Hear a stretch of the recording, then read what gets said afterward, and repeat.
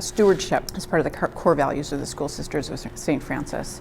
So it was kind of natural that we would do something that would lead to more sustainability. El Verno has a pretty large footprint within the KK watershed, and that because of that, if we manage the water that falls here in El Verno, we could have a big impact on the local watershed. The new features that we put in are a green roof and a bioswale that leads to a detention area underground. Prior to that, we had put in, about 2006, a rain garden that was installed and designed by the students here at El Verno as part of an environmental science project. Bioswale is an underground place where you can store water after a storm, and then that allows it to slowly seep into the soil rather than running off onto the surface streets or into the sewer. At the curb area, there's a cutout where the water gets channeled out of the parking lot instead of going into a storm sewer.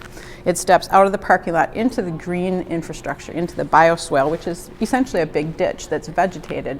The bioswale on campus can hold 17,000 gallons of water in one event. The green roof can hold in one event about 12,000 gallons of water. Managing water is one of the initial reasons for it, but they also have great benefits in terms of heating and cooling. They minimize the amount of heat loss in the winter, and they minimize the amount of heat gain during the hot summer months. And we've been working on trying to incorporate more sustainable practices into anything that we do here at El Verno, which includes informing about campus landscaping and building projects as well.